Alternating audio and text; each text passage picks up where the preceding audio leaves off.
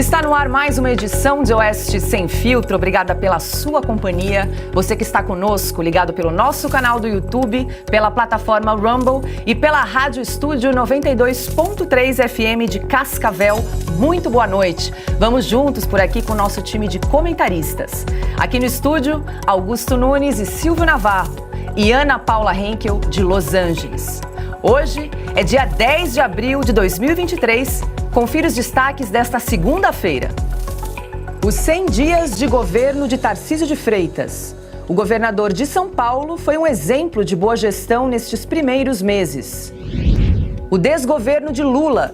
Presidente reúne ministros para um balanço do começo do terceiro mandato. Na lista de escândalos de Juscelino Filho, aparece mais um funcionário fantasma. Esses assuntos e muito mais agora em Oeste Sem Filtro. Arthur Lira, presidente da Câmara, disse que o Congresso não vai aceitar retrocessos no Marco Legal do Saneamento. Aspas. Defendo a revisão do Marco Legal do Saneamento com o propósito de aperfeiçoar a legislação vigente. Porém, alerto que o Parlamento irá analisar criteriosamente as sugestões, mas não vai admitir retrocessos, fecha aspas. Pelo menos 4 projetos de decreto legislativo contrários a medidas tomadas por Lula sobre o tema foram protocolados. Os partidos União Brasil, Novo, PP e Cidadania querem suspender os efeitos dos 2 decretos assinados na última quinta-feira. O deputado Mendonça Filho, do União Brasil de Pernambuco, disse, abre aspas, o executivo está governando pelo retrovisor, guiado pelo passado. O marco do saneamento beneficia a população que quer ter acesso a esgoto tratado, água e pagar mais barato pelo consumo, fecha aspas. O Partido Novo também apresentou uma ação no Supremo com o mesmo objetivo. Para Eduardo Ribeiro, presidente do partido, o decreto de Lula, que autoriza estatais a operarem sem licitação, representa um atraso para o setor. Abre aspas. Este é, sem dúvida, o maior retrocesso proposto pelo governo Lula até agora. Afinal, são dezenas de milhões de brasileiros que continuarão desassistidos, sem sistema de água tratada e esgoto, fecha aspas. Bom, e para a gente começar a nossa rodada de análise e comentários aqui no programa Oeste Sem Filtro, quero dar as boas-vindas, muito boa noite. Silvio Navarro, governo Lula quer dar mais um fôlego para essas empresas estatais de 2 anos. Empresas essas que já demonstraram que são incapazes de fornecer o serviço de saneamento. Com isso, todas a margem, as estimativas para a melhoria do setor vão andar para frente. Pois é. Boa noite, Paula Leal, mestre Augusto Nunes, meu irmão, querida Ana Paula Henkel, boa noite a você que nos acompanha. Paula, é um retrocesso. Na semana passada, ao analisar os 100 dias, o que seriam os 100 dias de governo Lula, nós mostramos uma charge. É até interessante se a gente puder recuperá-la ao longo do programa. O presidente Lula jogando um jogo de tabuleiro. E os dados vão fazendo com que ele vá voltando a algumas casas. Tá aí a charge para quem está nos assistindo. Não há nenhuma explicação plausível para reverter o marco do saneamento. O marco do saneamento foi um avanço para o Brasil. Ele é de 2020. Naquela época, os dados do Instituto Trata Brasil apontavam que o Brasil tinha 100 milhões de pessoas, metade da população, sem acesso a esgoto. Esgoto tratado, coleta de resíduo sólido e de água pluvial. E também 35 milhões de pessoas sem água tratada. Desde então, foram mais de 10 certames, 10 concorrências públicas, porque é isso que o marco estabelece, que quando a empresa pública termina o contrato, ela tem que concorrer com a iniciativa privada. Então foram injetados 70 bilhões de reais da iniciativa privada para saneamento. Mais de 200 cidades, 20 milhões de pessoas abastecidas, com água tratada e com saneamento, que é saúde pública.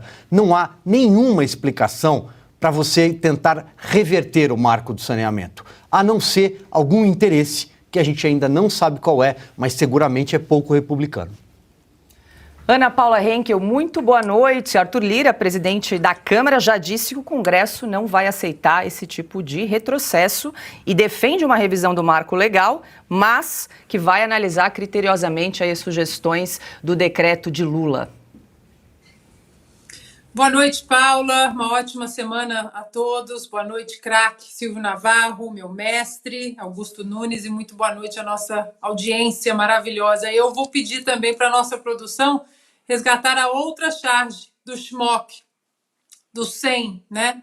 100, porque ali naquela lista dos 100 dias, sem rumo, sem plano, sem picanha, sem vergonha, a gente pode colocar sem agenda, sem projeto, sem verdade alguma. É uma lista interminável, né? Desgoverno completamente perdido, uma agenda de retrocesso em curso, e essa agenda de retrocesso ela vem da campanha presidencial. Primeiro que algumas coisas que estão acontecendo agora, elas foram ditas na campanha presidencial.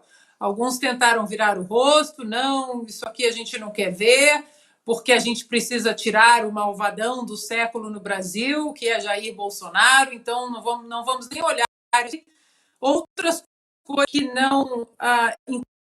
que nós não encontrávamos resposta na campanha, como uma coisa crucial para qualquer campanha presidencial em qualquer nação séria. Quem vai ser o seu ministro da Economia? Quem vai comandar os números do país?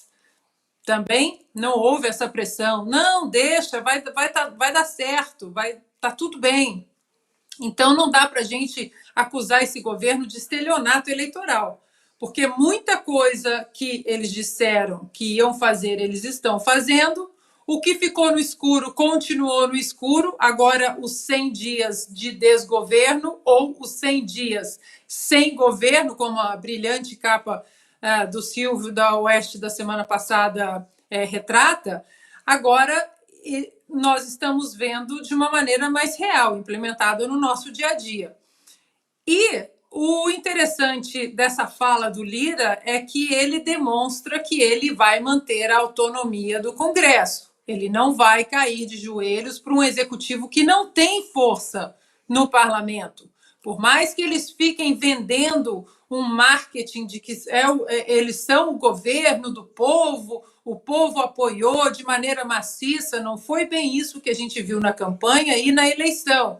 E o Lira está demonstrando, olha, vocês podem achar que vocês têm o poder, mas os votos diretamente dos eleitores para reformas, para projetos, para discussão pública, eles estão aqui no parlamento. E essa autonomia é importantíssima que ela seja mantida, porque nós vimos que em 2021, 2022, durante 4 anos do governo do presidente Bolsonaro, quando o parlamento, quando o Congresso, a Câmara e o Senado não têm autonomia, eles caem de joelho como caíram para o judiciário, e isso é muito perigoso. Augusto Nunes, muito boa noite. Na prática, nessa medida de Lula, então, autoriza estatais a operarem sem licitação. E aí você não abre para concorrência, né? Empresas que não estavam entregando o serviço podem continuar, então, entregando esses serviços nas prefeituras por mais 2 anos. Exatamente. Boa noite, Paula, nossa chefe. Boa noite, meu grande amigo Silvio Navarro. Boa noite, minha parceira querida Ana Paula. Boa noite a você que nos acompanha. Olha, aquela frase atribuída, pelo menos, ao Albert Einstein, né, que é uma das formas mais claras de insanidade é você usar as mesmas fórmulas esperando resultados diferentes.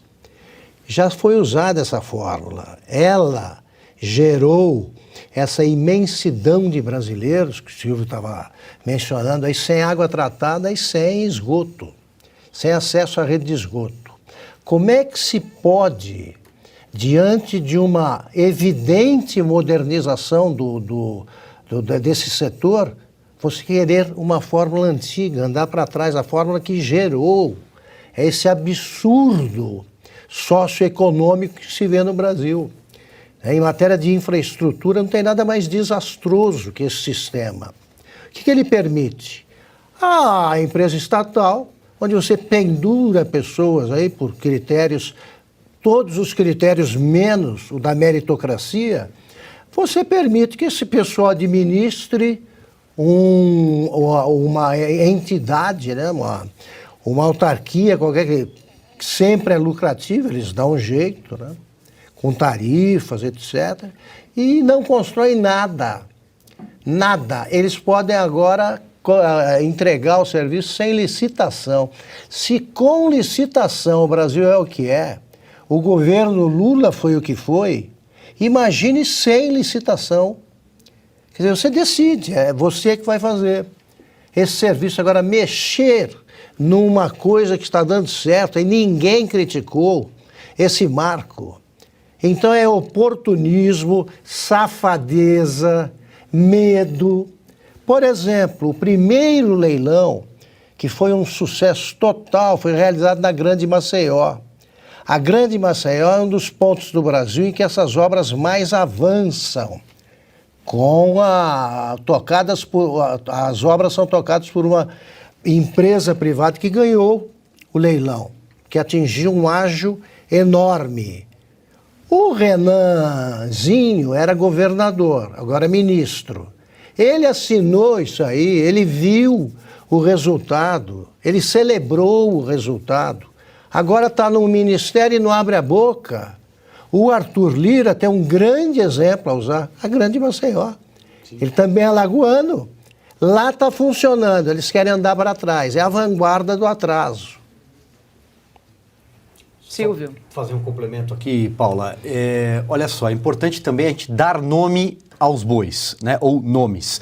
Essa ideia de desfigurar o marco do saneamento, ela surgiu em 16 de dezembro do ano passado. Ela consta de um relatório do tal do Grupo de Transição de Governo, aquele gabinete imenso, com mais de 1.000 pessoas, que funcionou no CCBB, no Banco do Brasil, em Brasília, repleto de políticos de todas as diferentes partidos, menos técnicos. E neste relatório, assinado por Guilherme Boulos e pelo senhor Márcio França, atual ministro de Portos e Aeroportos, consta mudança que agora o governo tenta implementar. E a justificativa é a seguinte, tá? A mudança do serviço é porque foi retirado a análise social do negócio. Alguém consegue me explicar o que isso significa? E a gente segue aqui com mais informações em Oeste Sem Filtro. O desmatamento cresceu neste primeiro trimestre do governo Lula. A destruição do Cerrado foi recorde, chegando a quase 1.400 quilômetros quadrados de devastação. Já na Amazônia, o desmatamento foi de 850 quilômetros quadrados, o segundo maior já registrado no período. A área desmatada no Cerrado e na Amazônia corresponde ao tamanho de 2 cidades do Rio de Janeiro. E aí, Ana, nós comentamos bastante na sexta-feira aqui no programa sobre os 100 dias sem governo, né? Temos que incluir aí também essa informação de desmatamento recorde. Agora sem licitação, né? Sem licitação, vamos colocar ali na lista. E cadê o pessoal que gritou que o governo do presidente Jair Bolsonaro era um governo que ia acabar com a Amazônia? Não estou falando das subcelebridades no Brasil, não, mas da Greta, do Leonardo DiCaprio. Cadê o Macron, né? Cadê o Macron? Cadê a turma da Europa, né, preocupadíssima depois de acabar com as suas florestas, com as suas reservas naturais, agora, né, aponta o dedo para outros países depois de terem destruído, né, os seus próprios países e usado da industrialização, né, um mecanismo de crescimento e enriquecimento dessas nações. Mas cadê essa gente para dizer agora? Cadê a dona Marina Silva, que não foi questionada até hoje sobre os 122 milhões de famintos no Brasil? Cadê a ministra do Meio Ambiente? A imprensa, né? Continuamos também sem imprensa, porque a imprensa desapareceu, sem agências de checagem. Cadê o pessoal, né? Dizendo que os números dos últimos 4 anos, que, na verdade, os números de preservação da Amazônia, esses números cresceram, né? O mundo viu o Brasil, o mundo sério, pesquisadores sérios, cientistas sérios, eles encontraram no governo do presidente Jair Bolsonaro números reais que preservaram de fato as nossas florestas e a nossa Amazônia. Eu só vou, esse comentário, a gente vai vou só rechear de perguntas. Cadê a Greta? Cadê a Marina? Cadê Leonardo DiCaprio? Cadê o Ruffalo? Cadê Hollywood? Cadê esse povo? Sumiu? E aí, Augusto? Cadê o consórcio de imprensa? Mais né? um também, né? Também quero saber. Agora não existe. Não existe. Por enquanto, não há meio de culpar o Bolsonaro. Tá certo? Até agora não dá. Daqui a pouco eles vão dizer que não. O Bolsonaro deixou gente para desmatar lá para continuar o desmatamento, que tudo é culpa dele. Eles estão dando, os caras não têm o que falar desses 100 dias, então eles dizem coisas do tipo: interrompeu o genocídio dos Yanomami. Isso é uma piada. Isso é uma brincadeira. Agora, diante desse dado, o que é que eles têm a dizer? Leonardo DiCaprio não vem para cá inspecionar a Amazônia, que ele não conhece. Ele não conhece. Eles estão culpando o Bolsonaro, a cada discurso eles inventam mais uma história. Estão culpando o Bolsonaro pela tragédia ocorrida na escola em Blumenau. O Bolsonaro é o responsável por mortes, né, decorrentes de facadas, e ele quase morreu em decorrência também de uma facada, e a culpa é dele. Então ele é culpado pelo próprio atentado que sofreu. Essa é a linha de argumentação de caras que depois de 100 dias descobriram o que pra gente não foi novidade nenhuma. É o Lula sendo Lula. Ele só sabe fazer isso. Ele acredita que deu tudo certo. Então lá vem aí com mais médicos. Com mais médicos ele proclamou a escravidão, né? Como no samba enredo do Sérgio Porto, de Stanislau Ponte Preta.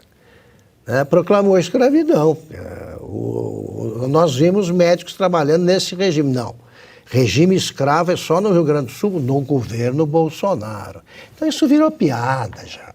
Virou piada. Vou trazer um dado então aqui, Augusto, especialmente para você e para a Ana, que citou o consórcio da imprensa.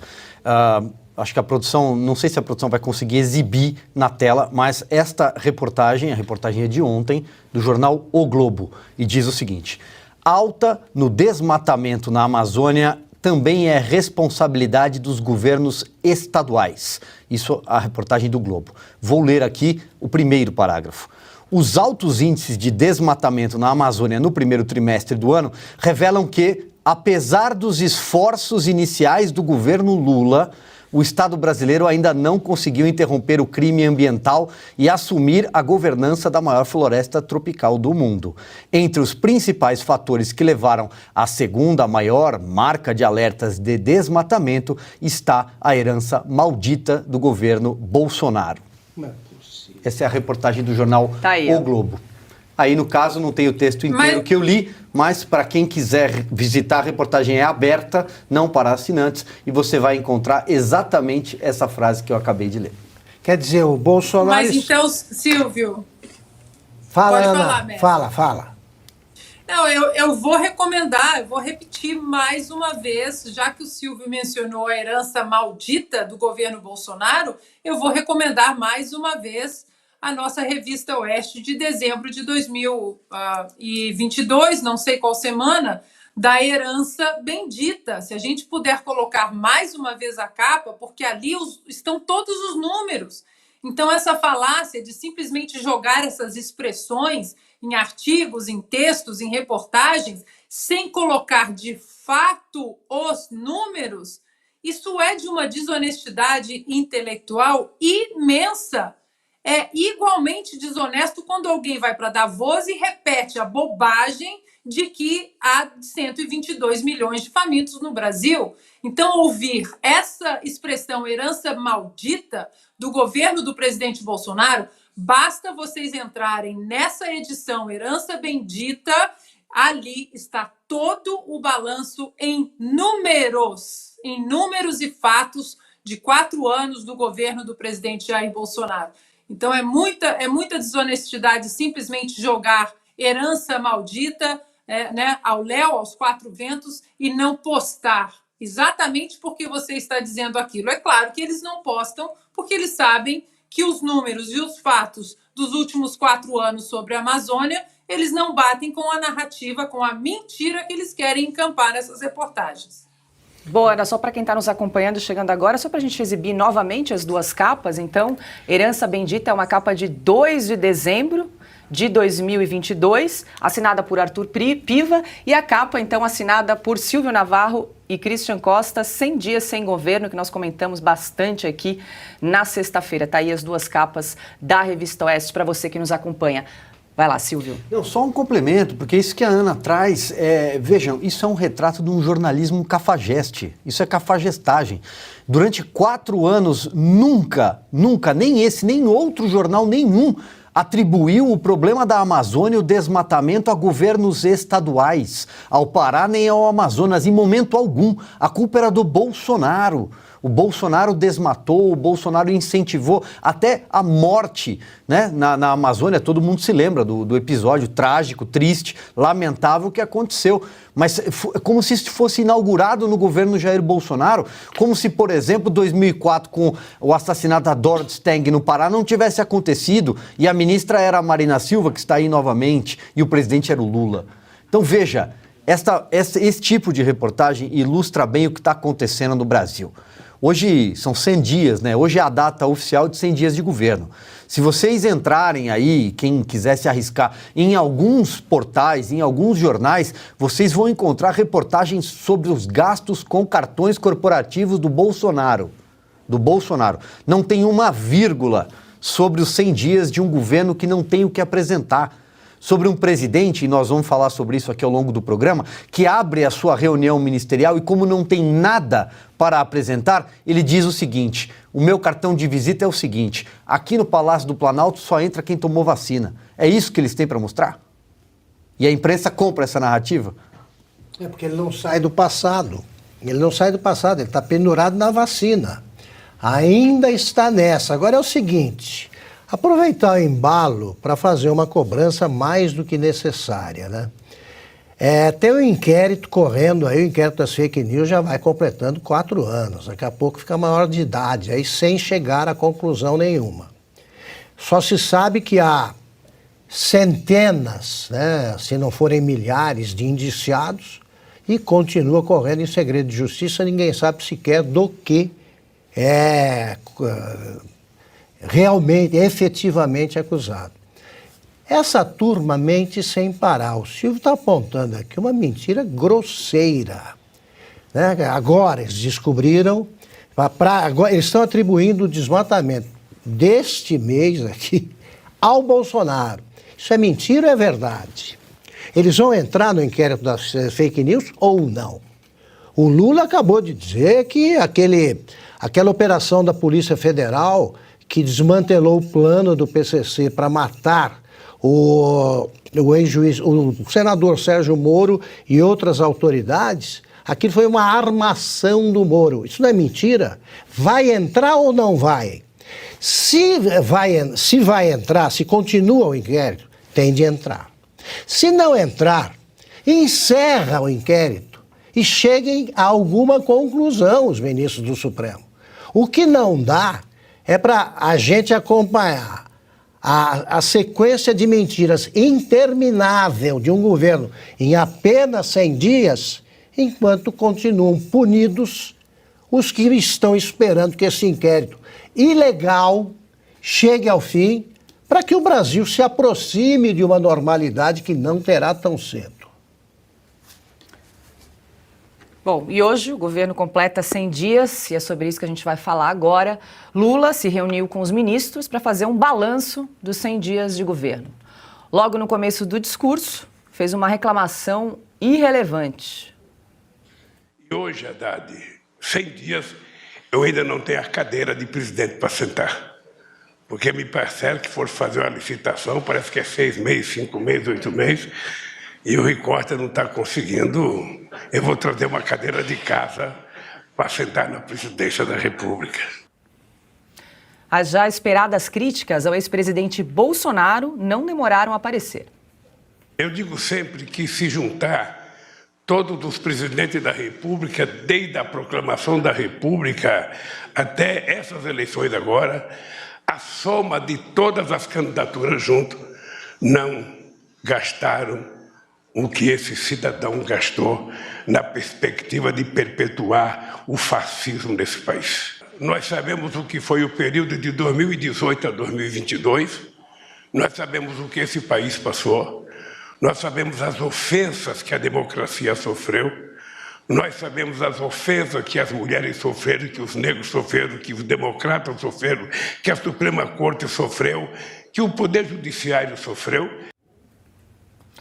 Lula mencionou 250 medidas nestes 3 primeiros meses. Entre elas, assistência à população Yanomami, a volta do programa Mais Médicos e o Bolsa Família. Para finalizar, disse que é preciso tirar o ódio da cabeça das pessoas. Então, além de governar do ponto de vista de infraestrutura, nós temos que governar do ponto de vista psicológico. Nós precisamos tirar o ódio da cabeça das pessoas. As pessoas precisam voltar a crer que ser bom é melhor do que ser ruim, que não ser violento é muito bom para a relação humana. Nós precisamos voltar a recuperar o humanismo, sabe, que nós vivemos a vida inteira. Ser solidário, ser afável, ser respeitoso. Antes de seguirmos para os comentários aqui dos nossos analistas, vale rever um trecho da entrevista que Lula concedeu ao site Brasil 247. Como eu tinha inocência, uma coisa que eu tinha muito orgulho, que eu nunca contei isso, mas, por exemplo, de vez em quando ia um procurador, entrava lá de sábado ou de semana para visitar se estava tudo bem. Entrava 3 ou 4 procuradores lá, e perguntava, tudo bem? Falava, não está tudo bem, só vai estar bem quando eu fuder esse muro. Sabe? Não, vocês cortam a palavra fuder aqui. Não, é quando eu falava assim, olha, quando eu estou aqui para me vingar dessa gente. Sabe? Eu falava todo dia que eles visitavam lá. Se prepare, entrava um delegado, eu falava a mesma coisa, se prepare que eu vou provar. Augusto, no registro de 100 dias do governo temos reclamação de cadeira, crítica a Bolsonaro, que mais? E a prática do ódio do bem, né? Esse vale. O espancamento do português, né? Esse sempre, o espancamento impiedoso. Agora, olha, vocês notaram, alguém leu a Oeste e explicou para o Lula que não foi o Floriano Peixoto quem proclamou a República. Mas ele não decorou ainda o nome de Deodoro da Fonseca. Então ele fez a mesmíssima frase ele não quis arriscar, que a gente reproduziu, que ele fala, porque se somar todos os presidentes nesses da República, né, nesse tempo da República, proclamada por Floriano Peixoto, então tiraram isso aí, mas não deu ainda para decorar, claro, um nome tão longo como Deodoro da Fonseca. É muita coisa. E ele também não falou nada quanto à idade da República, porque ele acha que tem 200 anos, ainda não apareceu alguém com coragem para dizer que não é tão antiga assim, tem pouco menos, 37 anos, é por aí. Agora, começa pelo espancamento. Aí vem, 100 dias sem cadeira, foi isso que ele falou? E como é que está aí o pessoal do inquérito das fake news? Não vão anotar isso aí? Ele ficou o quê? Sem sentar? Ele quer uma licitação até de cadeira. Aliás, ele quer fugir da licitação até de cadeira para poder pedir para um amigo, né, um marceneiro que ele conhece, sobrinho, né, primo do irmão, coisas desse tipo. São essas desculpas. Agora, isso aí é um balanço de governo que em qualquer país fosse apresentado, todo mundo que apoia o cara ia dizer não faça mais isso, melhor não aparecer, e todo mundo que não gosta do cara ia ter mais um motivo para achar que o Brasil elegeu um farsante. E aí vamos de novo, né? Não gosto de repetir o eu não disse, nós não dissemos, mas olha aqui, não foi por falta de aviso. É Lula sendo Lula. E, de novo, com a turma que ri antes que a piada seja contada. Isso é um talento do puxa-saco que torna um cara especial. É o áulico, que ele ri mesmo. Ele não precisa simular um sorriso. Ele ri porque ele aprendeu. Né? Não quer saber se a piada é ruim, se é boa, se vai terminar, o Lula pode esquecer no meio. Ele já ri, porque isso aí é que dá emprego. Garante emprego deles ou impede a demissão, sempre merecidíssima. E aí, Silvio, a equipe do Lula conseguiu listar 250 medidas nesses 3 meses. Meu Deus do céu, né, Paula? Agora, olha só, quando você faz um balanço de 100 dias do seu governo e você precisa citar o antecessor, quando você precisa ficar falando mal do antecessor, é porque você não tem nada para apresentar. Simples, é óbvio. Se ele tivesse algo além desses frascos vazios, desses rótulos de marketing, mais médicos, nunca existiu, nunca deu certo. O PAC é uma planilha de obras inacabadas. Teve o PAC 1, o PAC 2 e o PAC 3, e nunca aconteceu nada no Brasil. Então, quando você precisa ficar recuperando rótulos velhos, é porque, no mínimo, o seu governo não tem boas ideias. É disso que se trata. Quando você precisa abrir uma reunião falando da cadeira, que não tem cadeira, que fulano tomou vacina e ciclano não tomou vacina, é porque ele não tem dados para mostrar qual foi a obra que, de fato, que ele inaugurou, que ele falou, não, a partir de agora, esta obra estará de pé no dia tal e o contrato foi assim. Nenhuma, não tem. Qual é o grande programa econômico para o Brasil? Não tem. Tem um PowerPoint mal acabado que o Fernando Haddad não conseguiu explicar até hoje. Até hoje ele não conseguiu dizer nada além do que parece ser a fórmula que será adotada no Brasil, que é taxar, sobretaxar e colocar imposto. Só isso. Até agora não saiu disso. Então é um governo que sequer tem ideias. Esse que é o fato. Ana Paula Henkel. Para adicionar mais um 100 e sem cortar gastos públicos, né? Como disse a Simone Tebet. Eu falei no meu primeiro comentário sobre a agenda de retrocesso desse desgoverno, mas eu vou corrigir, porque nem agenda tem, né? Não tem planejamento, não tem projeto. De vez em quando algum fala assim, vamos colocar a passagem de R$200 para todo mundo poder andar de avião. E aí eles batem cabeça, aí o Lula fala, não, tem que falar comigo, 37 ministérios. E eu queria entrar no que o Augusto disse, nas cisadinhas ali, né? Porque ele fala de humanismo, né? Nesse discurso dos 100 dias, ele fala de respeito, mas quando ele fala a frase na entrevista, na tal entrevista, eu quero ferrar com o Sérgio Moro, para não usar a mesma palavra, eu estou aqui para me vingar dessa gente, aqueles jornalistas ali, se é que a gente pode chamar de jornalista, eles dão risadas, é a risada do humanismo, é isso? Do respeito que o Lula estava falando hoje? Eu estou aqui para me vingar dessa gente, e eles todos rindo, né? A maneira como essa gente usa, como esses comunistas usam a palavra fascismo é inacreditável. O desrespeito histórico às vítimas de regimes totalitários, às vítimas do real fascismo, é inacreditável, né? Porque além deles esconderem o que o comunismo fez com o mundo, né? Ideologia que eles louvam, que eles adoram, que eles celebram, né? Inclusive existe um partido comunista no Brasil.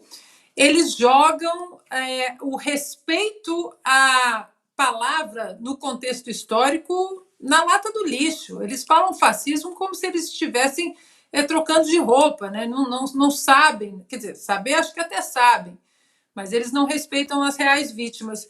E, para finalizar, Paula, é o que o Silvio e o Augusto falaram, você ter que citar o tempo todo o seu antecessor é porque você não tem agenda nenhuma. E aí, eu que sempre brinco, eu e o Constantino, né, que a gente vem do futuro, nós estamos há 2 anos aqui no governo Biden, ouvindo Joe Biden falar de Donald Trump, de MAGA, de republicanos, e a nação mais livre, mais próspera do mundo só afunda.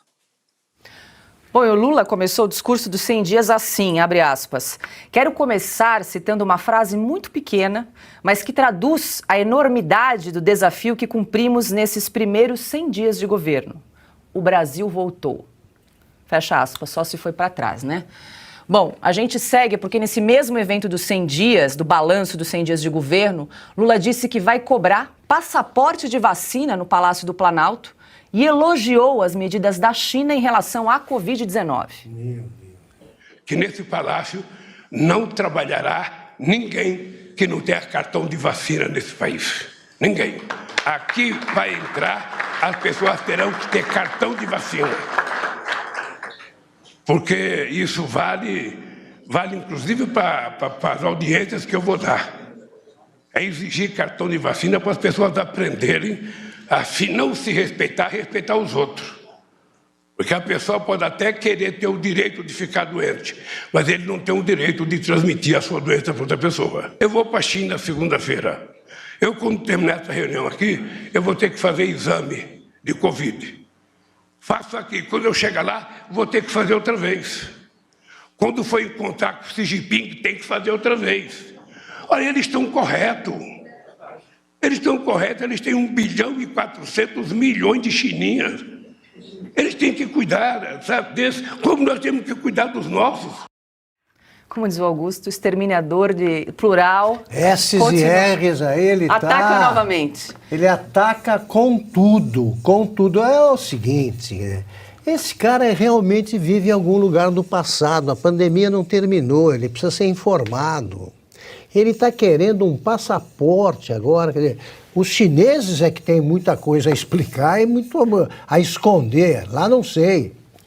Os chineses, se eles exigirem alguma coisa, se eu estiver lá, eu vou logo fazendo ali. Na China, não sei. Agora, aqui no Brasil, eles continuam com essa como se estivessem em campanha.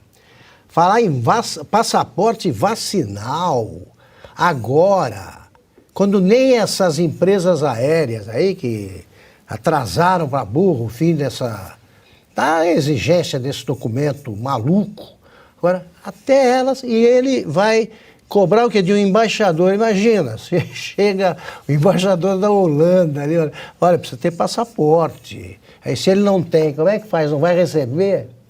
Agora, ele vai receber a turma que vem buscar dinheiro do BNDES, né? Nicarágua, os fregueses de sempre, né? Os africanos, esses aí topam qualquer negócio. Pode falar que tem uma epidemia de malária. Lá que eles entram para pegar o dinheiro. Para pegar o dinheiro, para botar a mão no dinheiro do BNDES, que o Brasil, nosso dinheiro, que o Brasil do Lula entrega para eles, esses caras botam a mão em qualquer coisa. Silvio. Olha, Paula, a única coisa que de fato faz sentido é o slogan. O Brasil voltou para trás mesmo, é verdade. É um retrocesso. Aliás, roubaram o slogan, né? Porque o slogan foi do governo Michel Temer naquele período, depois do impeachment da Dilma Rousseff. Duas coisas me chamam a atenção. Primeiro que a Janja sumiu.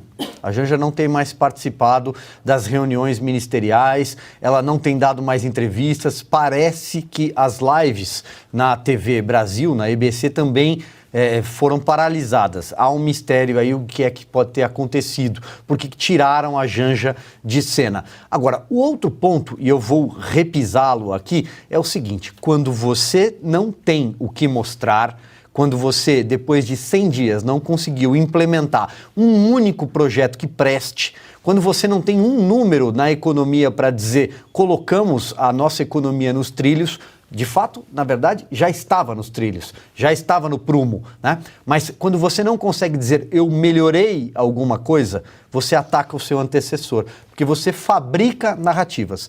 E esse é um governo que fabrica narrativas e está embalando essas narrativas em frascos velhos, em marcas ultrapassadas. O Lula, hoje, está à frente do Brasil, mas está envelhecido. E não falo de idade, não. Envelhecido em ideias, empoeirado. É um governo que chegou com cheiro de naftalina, com cheiro de velho. Ana, Lula disse então que vai cobrar passaporte vacinal dos servidores. Lembrando que aqui o governo de São Paulo, desculpa, Ana, o governo de São Paulo, Tarcísio de Freitas, derrubou, né, essa obrigatoriedade da exigência do passaporte vacinal aqui no estado. Porque o governador de São Paulo está seguindo a real ciência, né? Essa turma que grita ciência, ciência, ciência, que diz que existem 38 gêneros na humanidade, né? É mulher, é homem e mais 36. Essa gente usa ciência seletiva. O governador de São Paulo, Tarcísio, está exatamente seguindo o que o CDC aqui nos Estados Unidos já fez, o que a Europa está fazendo. A OMS, agora, recentemente também disse, né, que as vacinações elas têm que ser focadas apenas nos grupos com comorbidade, com riscos, idosos, crianças com alguma doença, e que as pessoas saudáveis não precisam, né? A Covid já... o novo vírus aí, né? A nova cepa já está atenuada, saiu um mês na Lancet, para quem gosta de ler, né, pesquisas e estudos. Vou ler aqui a imunidade, o estudo da Lancet, que foi publicado com todo aquele padrão, etc., ouro e tal. A imunidade adquirida de uma infecção por Covid é tão protetora quanto a vacinação contra doença grave e morte, o estudo da Lancet. Então é curioso como a turma que gritou ciência durante mais de 2 anos, agora ignora a ciência. E aí ele diz... Não, a pessoa não tem direito de transmitir a doença para outra pessoa. É uma bobagem isso, né? Porque ele acaba caindo na própria contradição do que foi a discussão dessa vacina. Ora, se a vacina protege contra transmissão e contágio, a partir do momento que você toma, você deveria estar protegido do contágio. E não foi isso que, infelizmente, a vacina da Covid ela se mostrou ao longo do último ano. Inclusive, o próprio Dr. Fauci agora já disse, realmente não protege mesmo. Ou seja, pessoas que falam as bobagens que querem falar para alimentar as falácias e as mentiras que eles querem e precisam empurrar. E aí, para encerrar o comentário, com uma pergunta. Onde estão as agências de checagem? Ou então Lula vai para o inquérito das fake news por mais essa mentira, né, de que a vacina contra a Covid evita a transmissão e o contágio, porque isso é uma mentira, né? Como dizem como diz o inquérito, fake news, mas é uma mentira e hoje a ciência já mostra que é uma mentira.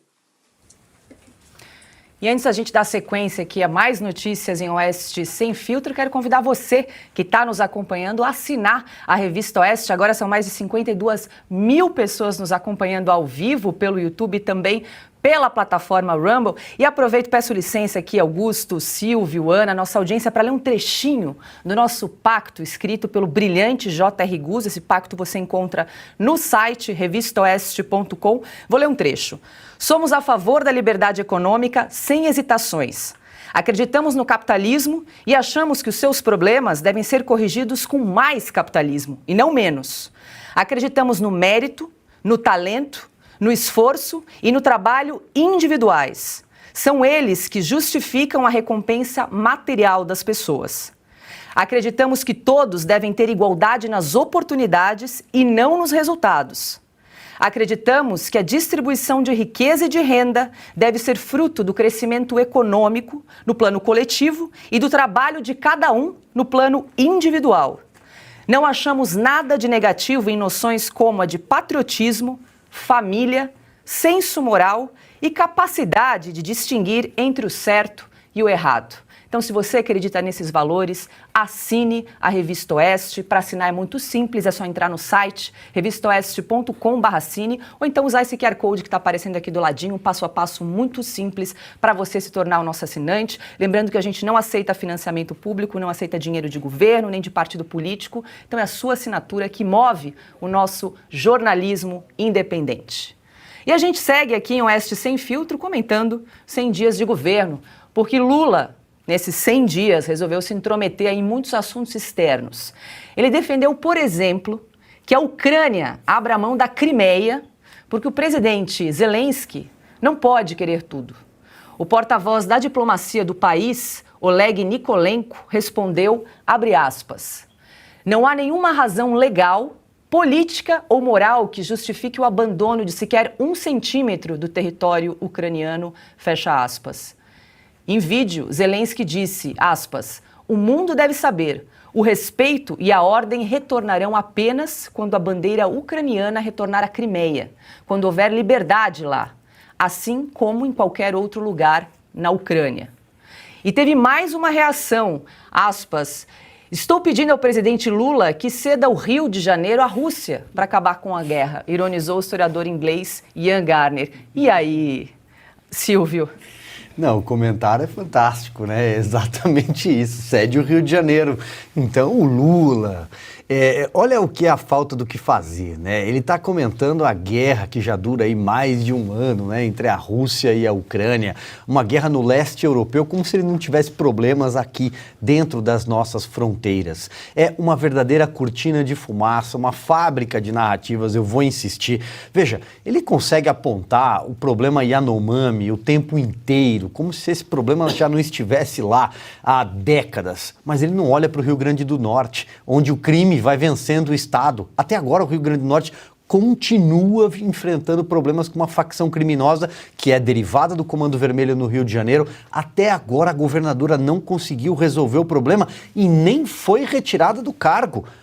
Em Brasília foi muito rápido para retirar o governador Ibanez Rocha do cargo depois de tudo que aconteceu no dia 8 de janeiro. Mas a governadora do Rio Grande do Norte continua lá.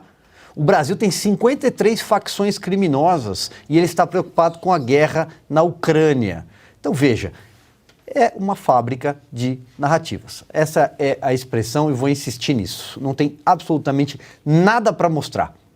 Ele acredita na paz, que o Brasil consiga a paz na Ucrânia, assim, tendo uma conversa cabulosa, era essa a expressão, uma conversa cabulosa ali com os russos e tal, acertando.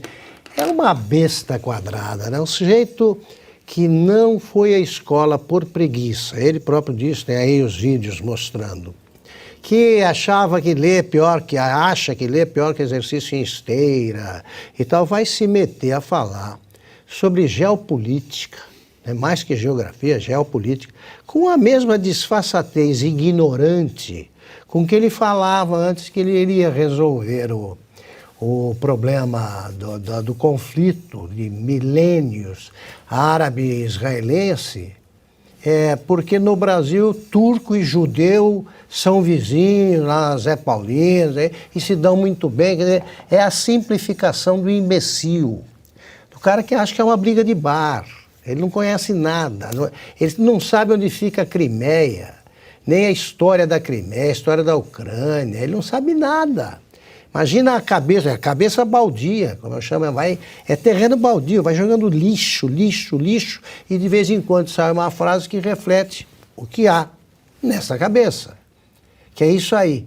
Então ele disse que o consórcio da empresa festeja, o Brasil ganhou mais visibilidade mundial, sim, estão rindo. Como desse, teve um outro que falou aí, se a Argentina invadir o Brasil topa dar o Rio Grande do Sul? É isso aí, motivo de piada, porque não conhece nada. É um cara que disse no primeiro ano de governo e nunca aprendeu que não era assim, até hoje. Ele deve repetir em conversas, porque puxar saco não corrige. Em conversas com os áulicos lá. Ele disse que o Brasil não tinha fronteira com a Bolívia. A fronteira entre o Brasil e a Bolívia ela tem 3.000 quilômetros. Ele não sabia. Pronto. Ana, quero te ouvir também, mas vou pedir para a produção, porque também na cerimônia hoje do balanço dos 100 dias, uma cena chamou a atenção aí do Lula com o ditador de Cuba, Miguel Díaz-Canel. Aí temos uma foto. E aí já peço para você comentar, Ana, já emenda aí esse cumprimento do ditador cubano e Lula com essa frase que Lula disse, então, para abrir mão da Crimeia, da Ucrânia abrindo mão da Crimeia. É o sorriso de quem já levou a grana, né? Tá feliz, já né? Parece feliz, contente. Já fizeram o acerto ali. Mas, olha, antes do meu comentário, eu tenho que perguntar para vocês, né? Vou pedir à produção para colocar nós 4 na tela, porque eu preciso, é uma pergunta séria. Nós já estamos liberados a falar das amizades do Lula com ditadores? Acho que sim, né? Político já deixou, já. Olha, eu acho tá. que ele, Mas é eu acho fato. que ele é amigo de ditador, sim. Gente, mas esse é o registro fotográfico do dia. Mas também tinha registro do Lula com o ditador da Noruega e o TSE não deixou a gente Nicarágua. isso. Da Nicarágua. Nicarágua. Nicarágua. Da Nicarágua, perdão. Daniel Ortega da Nicarágua, isso. Persegue cristãos. A gente não podia. Então, eu estou perguntando para ter certeza, porque, né, se não puder, que Lula é amigo de ditadores, a gente começa a falar receita de bolo aqui de novo, não tem problema. É um desgoverno também, né, na nossa lista dos 100 dias, sem críticos, porque o presidente Bolsonaro foi extremamente criticar a viagem que ele fez para a Rússia para se encontrar com Vladimir Putin, um mês ali antes, né, da guerra estourar entre Rússia e Ucrânia, negociar os fertilizantes para o nosso agro, né? Eu acho que se for a principal, uma das principais personagens econômicas do Brasil, e os críticos estavam por todos os lugares. Lula, Bolsonaro com o ditador, Bolsonaro com o sanguinário Putin, mas agora Lula quer devolver a Crimeia ou cortar a Crimeia e dar para Vladimir Putin, e os críticos, né, desapareceram. Eu vou repetir, porque eu já anotei aqui no dicionário do Augustes, é a simplificação do imbecil, é a cabeça baldia. Augusto Nunes. Bom, e com isso eu vou ter que chamar um recadinho, a gente volta já já. Por que você ainda gasta dinheiro com óleo de cozinha, hein? Sai dessa vida! Com a Estação Culinária Tiziano, você pode cozinhar sem usar nenhuma gota de óleo e nada gruda na panela, viu, Silvio? Lívia, não precisa usar nem um pouquinho de óleo? Exatamente isso! Pode dar tchau pra gordura. Tiziano possui o mais poderoso antiaderente do mundo, sem falar da sua exclusiva composição de 6 camadas de proteção. Olha só no vídeo, vamos ver? Vamos lá. Tiziano chegou ao Brasil para revolucionar o seu jeito de cozinhar. Com a linha Tiziano é possível preparar pratos sem uma única gota de óleo. Você cozinha com facilidade porque nada gruda. Elas possuem o mais poderoso revestimento antiaderente do mundo. É uma exclusiva composição com 6 camadas que oferece maior resistência, durabilidade e leveza. Viu só? Tiziano possui um padrão de qualidade que só uma panela die-cast pode oferecer. São 6 camadas que oferecem durabilidade e resistência muito superior. Então isso quer dizer que elas não descascam, é isso? Exatamente isso, não descascam, Silvio. E você aí, então, quer ter uma coleção completa da Estação Culinária Tiziano na sua cozinha? Ligue agora 0800 591 9292, E Lívia. é o seguinte, ó, as Tizianos são tão práticas que ajudam você a economizar tempo no fogão e gás de cozinha, porque distribuem muito melhor o calor, tá? E tem mais uma coisa, 10 anos de garantia só a Tiziano oferece. Gente, 10 anos de garantia. Então ligue agora 0800 591 9292 e parcele em 10 vezes com frete grátis. E não para por aí, tem promoção. Ligou agora, você leva a 5ª panela de presente e os 50 primeiros vão ganhar espátula de silicone. Corre pra ligar, hein? 0800 591 9292. E a gente volta agora porque é hora de entrevista aqui em Oeste Sem Filtro.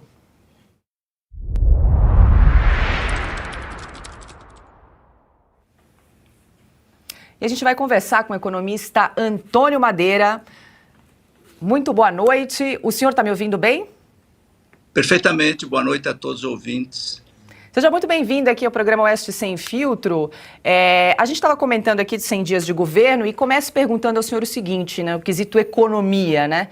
Na sua avaliação, quais foram as medidas aí tomadas pelo governo nesses 100 dias que resultaram aí em uma sinalização negativa para o mercado? Bom, do ponto de vista negativo, teve... A principal delas, nesse período, foi os decretos presidenciais referentes ao novo marco do saneamento.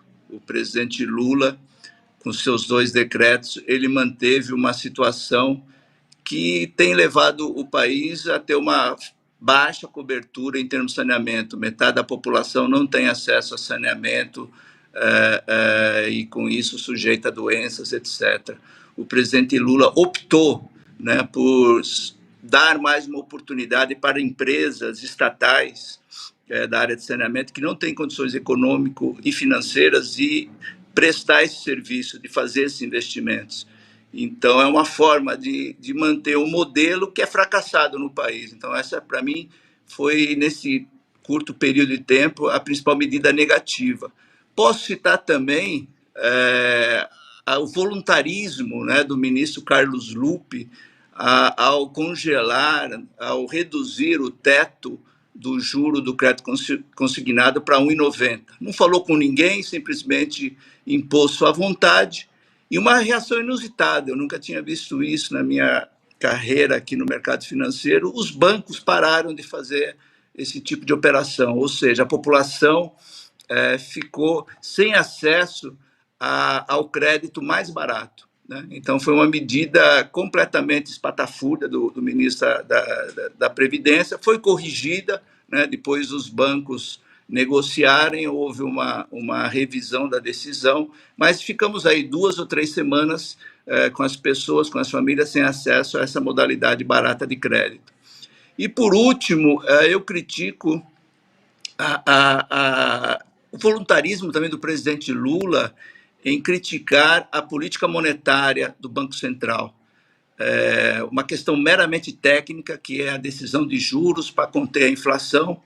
O presidente politizou, a sua base no Congresso politizou, denegriram a imagem do Banco Central, questionaram, né, as intenções do Banco Central, e o Banco Central, graças a Deus, se manteve firme, né, seguiu os ditames da lei da autonomia do Banco Central, administrou a taxa de juros, tendo em vista o controle da inflação, que ainda está alta, e toda essa pressão política do governo e do seu principal partido, o PT, só resultou no aumento das taxas de juros de mercado, porque o mercado começa a ver o governo como um governo que gosta de inflação alta, né? E isso gera uma elevação dos juros, portanto, encarecimento do custo da dívida para o Tesouro, encarecimento também do custo do crédito. Então, foi um tiro no pé, mas que tem um custo para o Brasil, né? O empresário reclama, o juro está alto, mas o governo não faz a parte dele. O mínimo que podia fazer é deixar o Banco Central trabalhar em paz. Perfeito. Então, acho que esses pontos são os principais aí que pesaram na economia nesse início de ano. Antônio, eu vou só pedir uma gentileza, estamos aqui ao vivo, se o senhor puder enquadrar isso melhor a câmera, agora a gente consegue te ver perfeitamente. Quem faz a pergunta agora é a Ana Paula Henkel. Boa noite, Madeira, obrigada pela entrevista. Eu quero puxar o fio do Banco Central, né? Porque esse resumo, muito bem colocado pelo senhor, é um histórico já nos 100 dias de governo, de uma maneira que todos nós estamos vendo no Brasil, né? A visão doméstica.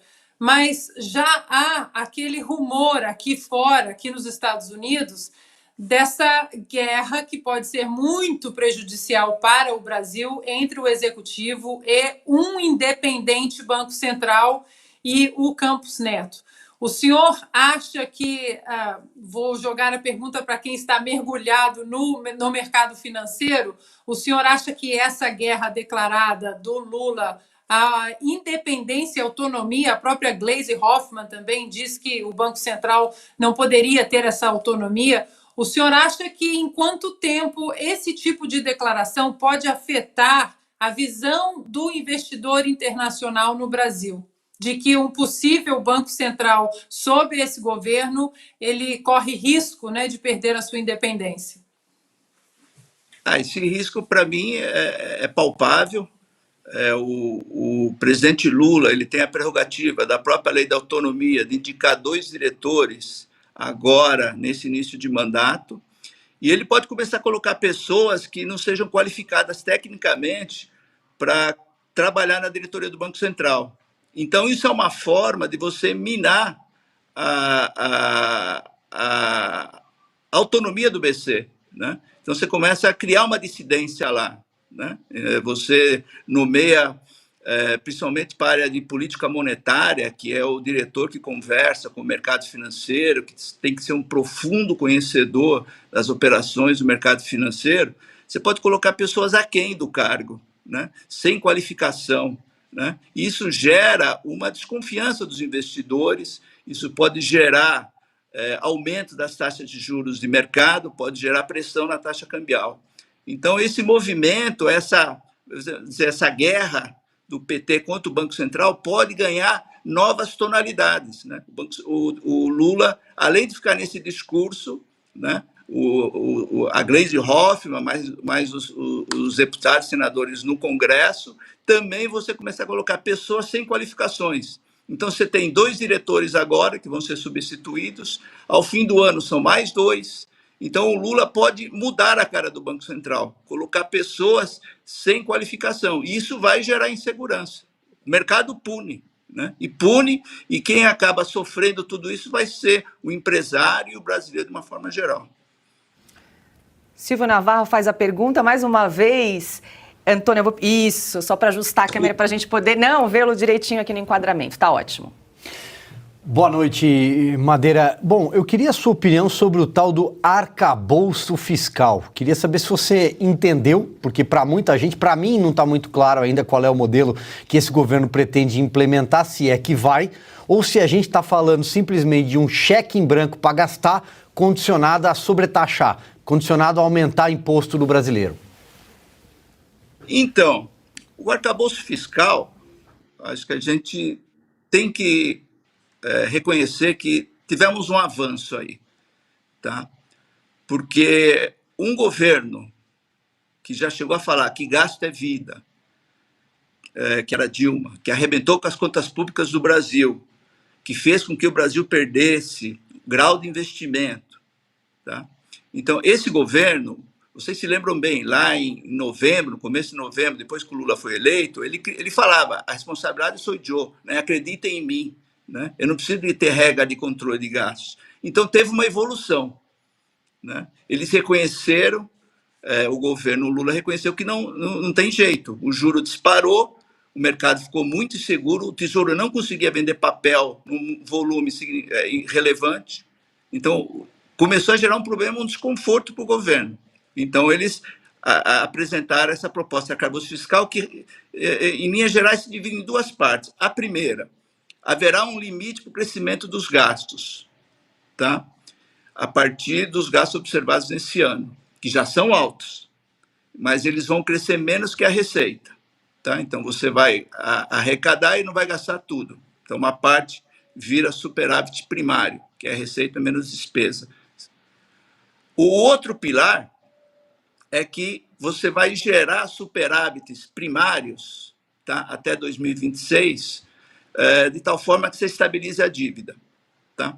Como os gastos vão crescer, para você gerar esse superávit primário que o governo espera de 1% lá em 2026, onde você tem déficit, o governo gasta mais do que arrecada, em torno de 0,5%, já é um número otimista.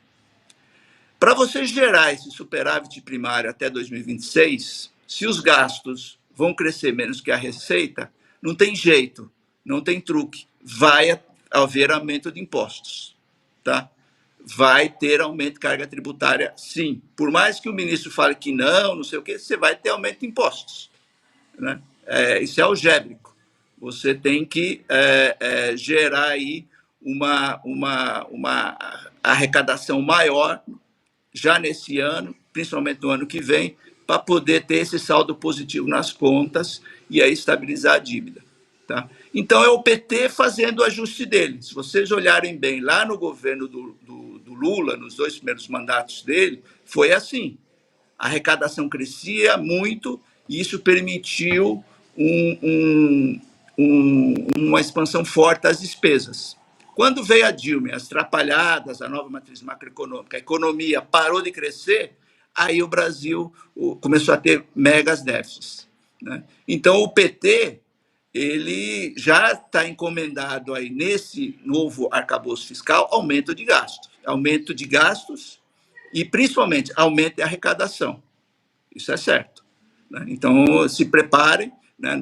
Vai ter já agora, alguns setores vão começar a ser taxados, vão coibir algumas comércio eletrônico que não paga impostos, né? As empresas vão pagar mais contribuição social sobre o lucro líquido, tá? Que é uma contribuição federal sobre o lucro.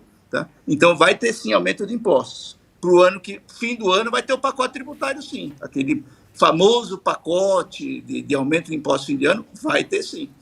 Então, o arcabouço fiscal, ele põe um certo breque nos gastos, pero é insuficiente, vai ter aumento de impostos. É inexorável. Quem faz a pergunta agora é Augusto Nunes. Madeira, boa noite. É um prazer falar com você. A pergunta é bem objetiva e pergunta de leigo, né? O Brasil vive dizendo, o governo brasileiro diz que pegou um país destruído, não tem dinheiro, etc, etc. Faz sentido o BNDES emprestar dinheiro para outros países? Olha, Augusto, primeiro, era aqui uma honra responder uma pergunta sua. Sou um admirador seu, da sua carreira brilhante. E a pergunta é óbvio que não. Não faz sentido. Primeiro, você ter o BNDES emprestando dinheiro. Quer dizer, a partir do governo Temer, quando acabou aquela farra do Bolsa Empresário, das campeãs nacionais, o governo passava dinheiro a custo baixíssimo, o BNDES, que depois emprestava taxas de pai para filho para grandes empresas que não precisavam daquele dinheiro. Tá? Então, houve um desperdício de recursos públicos, principalmente a partir de 2009, via BNDES, juros que não necessariamente a nação precisava arcar. Tá? Depois, com o governo Temer, que teve continuidade no governo Bolsonaro, o BNDES diminuiu de tamanho e o mercado de capitais do Brasil cresceu. Quer dizer, você teve o próprio setor privado gerando as fontes de financiamento para os investimentos das empresas, para os programas de concessões. O BNDES mudou o escopo dele. Tá? Então, o BNDES passou a ter um papel coadjuvante no mercado e o mercado floresceu. Né? As empresas vendiam títulos via essas plataformas que existiam de investimentos. Então, você teve um mercado que se aproximou de um mercado americano, nosso mercado de capitais. Tá? Então, é um retrocesso isso, que quando eu vejo o BNDES falar, não, vamos voltar a emprestar a 1%, 2% do PIB, né? Porque isso quem é o BNDES para definir qual é o melhor setor? Né? Esse é um jogo que o mercado define onde alocar os recursos. Né? Uma empresa tem um projeto que é interessante, ela chama um banco, chama uma corretora, apresenta o projeto e esse apresenta para os investidores. Assim que funciona. Agora vem lá o BNDES, tem um quadro técnico de elevada qualidade, e eles vão definir, não, esse é o melhor setor, vamos investir aqui, acolá, e a gente já viu que o Brasil, o BNDES não perde dinheiro, quem perde é o Tesouro, que dá garantia para os empréstimos do BNDES. Então, empréstimos, como chegaram a cogitar para a Argentina, uma economia quebrada, que não tem ninguém dá crédito para a Argentina, por que o Brasil tem que dar crédito para a Argentina? O BNDES não vai perder dinheiro, quem vai perder vai ser o Tesouro. E o Tesouro perdeu dinheiro nessas operações internacionais que foram feitas nas gestões do PT, para a Venezuela, metade da Venezuela, para Cuba. Tá? Perdeu quase R$1 bilhão. Quem perdeu foi o Tesouro, porque o Tesouro é avalista, é o garantidor da operação. Né? Então, não faz sentido esse tipo de operação hoje, você ter um BNDES emprestando dinheiro subsidiado. Perfeito. E, além do que, isso atrapalha a atuação do Banco Central. Se você pensar bem, o melhor momento que a taxa de juros, o menor nível de juros que teve antes da pandemia, foi lá em 2019. Sim. O juro chegou a 4%. Perfeito. Então, era um momento que você tinha, com todas as contas públicas, um BNDES que tinha um papel secundário, né? E você tinha uma inflação controlada. Aí o juro caía, não tinha voluntarismo nenhum. Não sei, estou muito preocupado com esse novo papel que querem... Novo não, né? Velho papel do BNDES. Na verdade, a política econômica, Perfeito. Vou encerrar. A política econômica do governo Lula cheira muito naftalina. uma coisa velha, antiga. Bom, nós conversamos com o economista Antônio Madeira. Muito obrigada pela gentileza de aceitar o convite de conversar conosco aqui no Oeste Sem Filtro. Até uma próxima. Obrigado, boa noite a todos e sucesso. Obrigada. E agora a gente tem mais um recadinho para você e volta já já. E hoje temos uma novidade no programa Oeste Sem Filtro. Vamos falar de um produto que está fazendo a diferença na vida de muita gente. É o Ora Pronobis da Vita e Gold, que foi desenvolvido exatamente para quem sofre de artrite, artrose, reumatismo, fibromialgia e dores no corpo. Por causa da inflamação, desgaste nas articulações, aquela famosa dor nas juntas. Não é isso, Renata? É isso mesmo, Silvio. Boa noite para todo mundo que está nos assistindo. E dor nas juntas, eu vou te dizer, hoje independe da idade, porque tem gente muito nova com dor, até os mais velhos também com muita dor. Só que você não pode fazer é se acostumar com a dor. A dor é sinal de que algo está errado. Então começa tratando com Ora Pronobis, que é uma planta completa que vai fazer diretamente o trabalho no foco da sua dor. Então o legal dessa aqui da Vita e Gold é que ela é concentrada, vai direto na sua inflamação e rapidamente você já vai sentir a diferença. Ou seja, se você já não consegue fazer nem mais aquelas atividades do dia a dia por causa das dores, ligue agora 0800 291 2200. E tem mais coisa, a Ora Pronobis, além de ajudar na dor, ajuda no seu colesterol, a aumentar o colesterol bom, diminuir o colesterol ruim, na sua pressão arterial, tem um índice de proteína super alto e também tem mais ferro que uma beterraba. Então, para quem sofre com anemia, é um ótimo produto. Aproveita, porque é aquela plantinha que você encontra lá no quintal da vovó, lá no interior antigamente, e ela tá concentrada aqui em cápsulas para você não ter trabalho nenhum. Só ligar. Corre lá, gente, 0800 291 2200. E a Renata tem promoção, hein? Mas tá boa demais. A promoção exclusiva para quem tá nos assistindo agora. Ligou, falou que tá assistindo? Tem até 70% de desconto. Até não, vai ter 70% de desconto. Pode falar lá que viu agora. 70% de desconto e a gente ainda vai te dar um colágeno de presente que vai ajudar a recuperar a sua cartilagem. Então você vai ter aí um combate duplo contra as dores. Maravilhoso. Corre lá, 0800 291 2200. E nesta segunda-feira, Tarcísio de Freitas chegou aos 100 dias de governo em São Paulo. Nos primeiros meses, enfrentou grandes desafios. Ainda no começo do governo, precisou lidar com as fortes chuvas que atingiram o litoral norte paulista. Ele transferiu o gabinete para a cidade de São Sebastião, a mais atingida pelas tempestades. Na ocasião, Tarcísio contratou vagas em hotéis e pousadas para abrigar a população desalojada. Ainda, cumprindo promessa de campanha, Tarcísio deu início às privatizações. A primeira concessão foi a do Rodoanel Norte, que faz gerar uma economia de mais de R$1,5 bilhão aos cofres públicos. A Via Ápia, vencedora do leilão, investirá mais de R$3 bilhões no trecho de 44 quilômetros do Rodoanel. Para sacramentar o negócio, Tarcísio de Freitas deu 7 marteladas em uma cena que viralizou.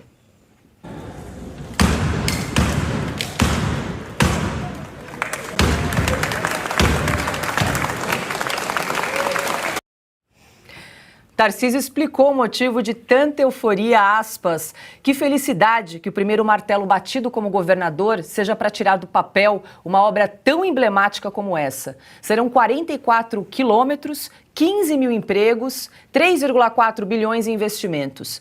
Esse é o primeiro de muitos. Não dá mais para admitir obra parada.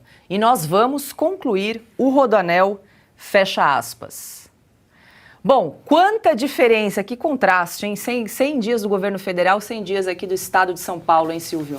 Pois é, e a esquerda reclamando que ele quebrou ali o suporte, né, onde deu as marteladas na B3, na Bolsa de Valores. Bom, o Tarcísio é uma grata surpresa, né? Foi eleito com um caminhão de votos, o mais votado numericamente, né? Porque é o maior estado da federação, o maior eleitorado no Brasil.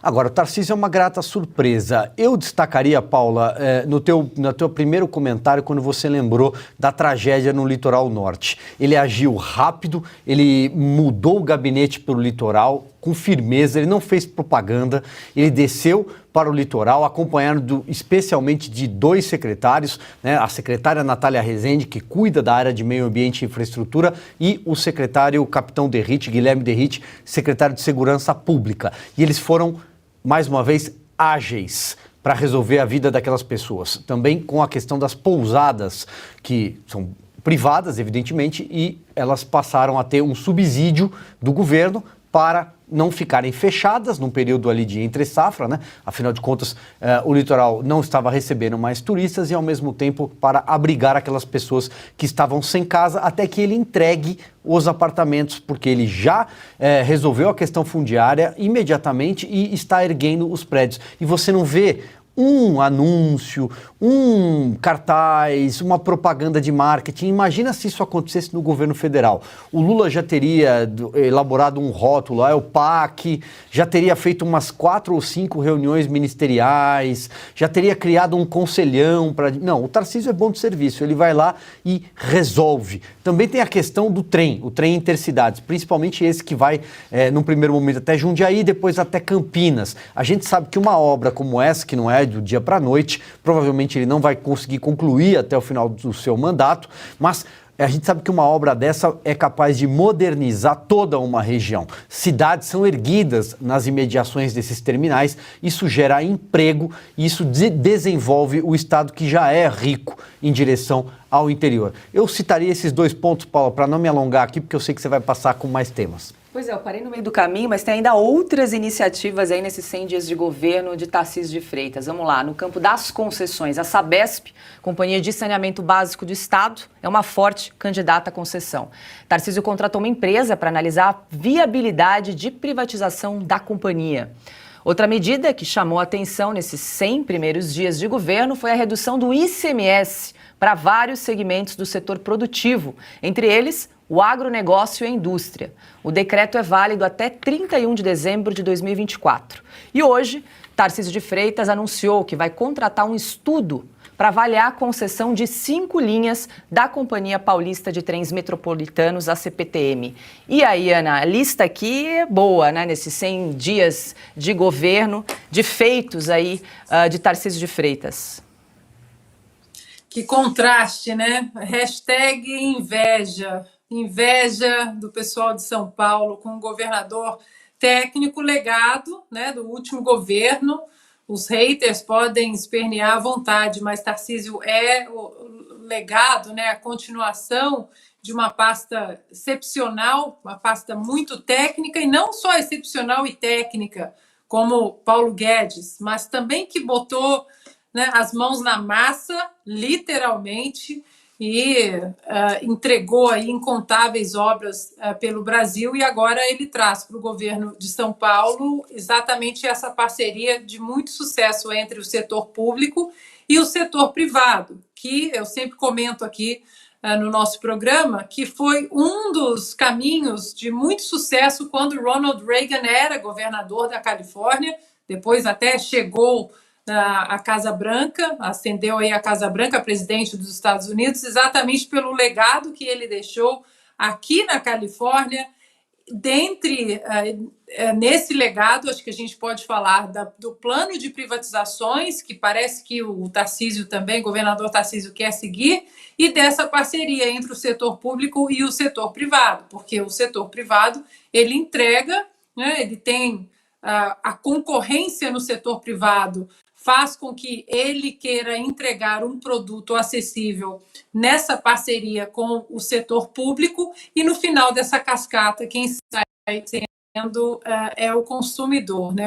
O também falou muito, quando era ministro da Infraestrutura, sobre melhorias que nós poderíamos ter feito, mas que, né, apenas 4 anos elas não foram possíveis delas serem concluídas, como a nossa malha ferroviária. Nós precisamos voltar a discutir sobre a nossa malha ferroviária, já que o agro hoje no Brasil é uma das grandes engrenagens econômicas do país e fica muito dependente, não só do país, mas alimenta o mundo também, e fica muito dependente da malha rodoviária.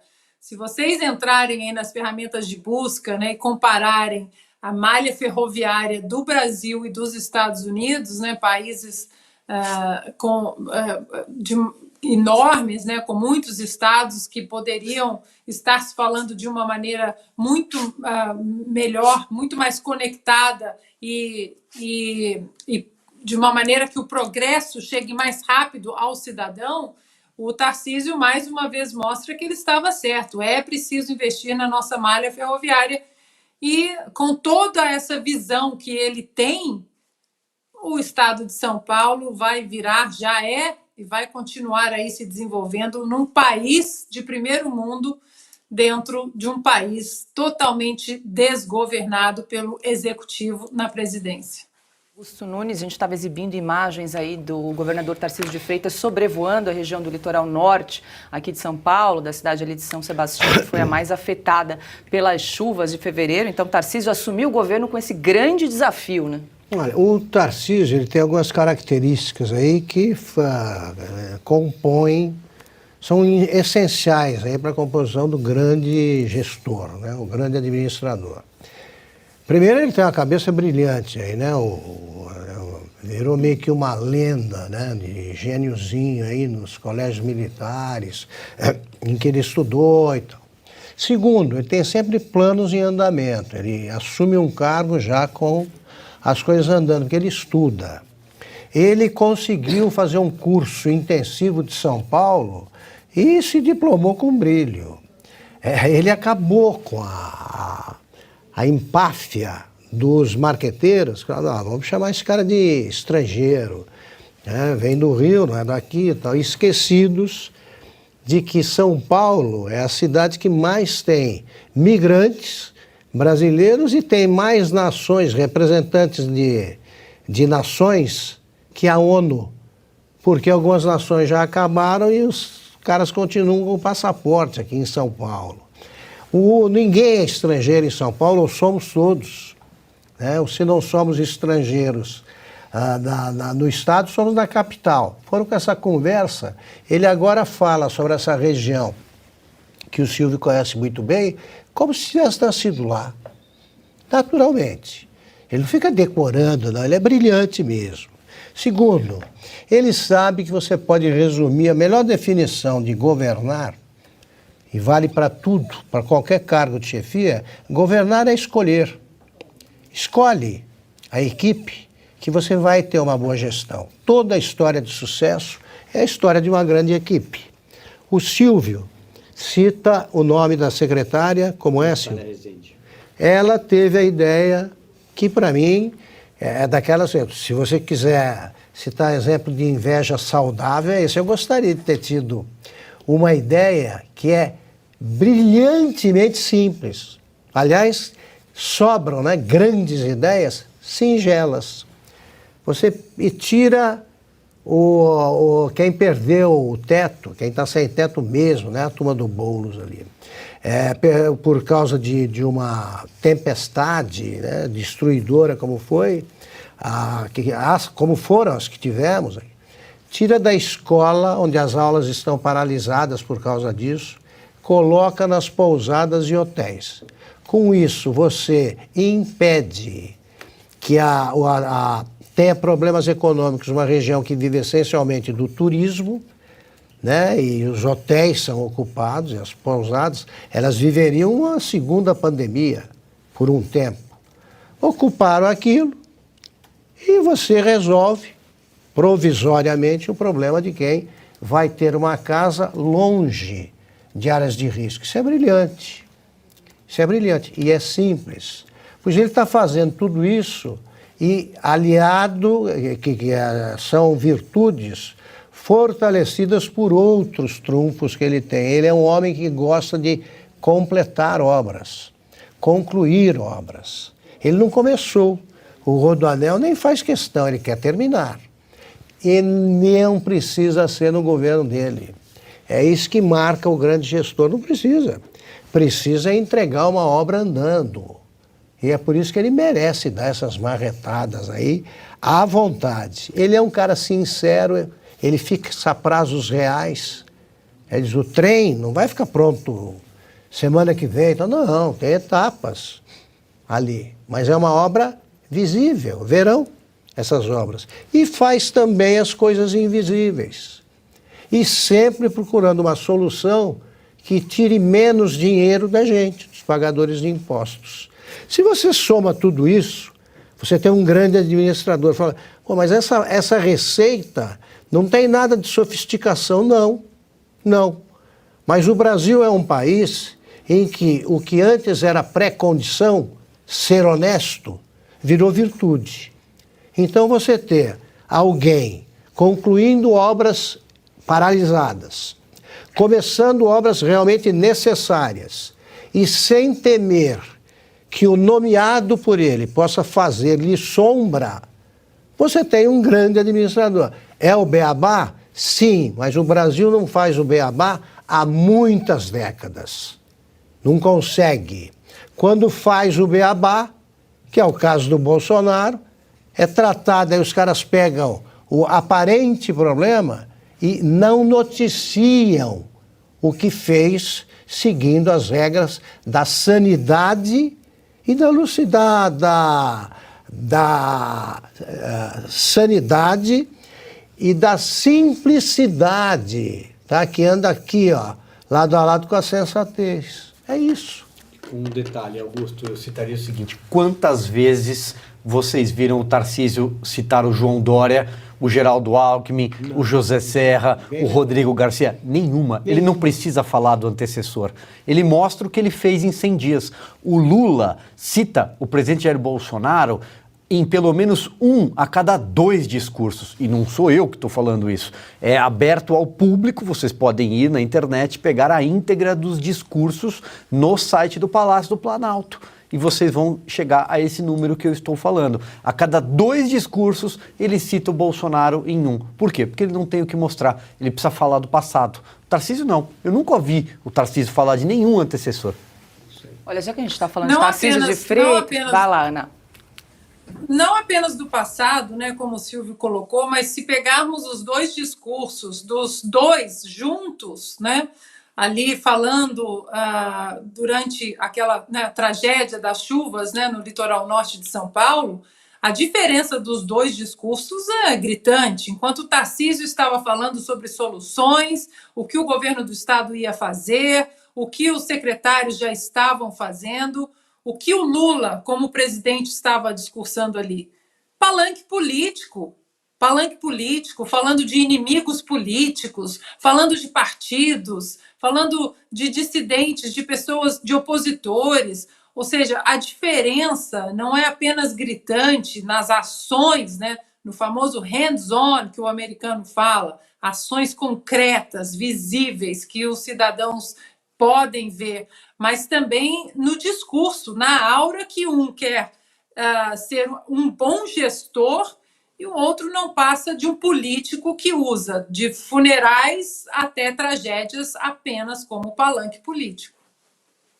A gente comentou aqui no plano de concessões do governo Tarcísio, né, a inclusão da Sabesp, que é a Companhia de Saneamento Básico, as linhas da CPTM, mas também tem o Porto de Santos, né, que é um projeto que ainda ele nutria enquanto era ministro da Infraestrutura do governo Bolsonaro, né? Sim, exatamente. A Sabesp é mista, né, e atende a 30 milhões de pessoas, ou seja, precisa avançar nesse sentido. Agora, em relação ao Porto, Paulo, o Porto de Santos é o maior da América Latina, né? O Brasil passa pelo Porto de Santos, no escoamento de grãos, na indústria têxtil e também pelo Porto de Santos, no Porto de Santos, desembarcam as principais mercadorias para a nossa tecnologia, acessórios, e isso abastece a maioria dos estados brasileiros. O que o Tarcísio quer? Ele quer justamente privatizar o porto, porque o porto opera hoje no limite da sua capacidade. Não há muito mais o que ser feito, sem contar os problemas que existem ao redor do Porto de Santos, e a segurança pública é um deles. É muito perigoso,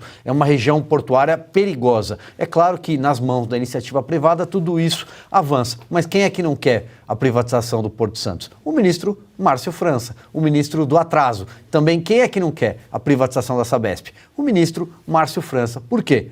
Por que será? Bom, a gente está falando aqui tanto em contraste entre governo federal e aqui o governo do estado de São Paulo. Eu vou pedir para a produção exibir novamente, a gente já exibiu esse vídeo aqui na semana passada, do governador Tarcísio de Freitas, e mais um contraste, agora com o governador estadual.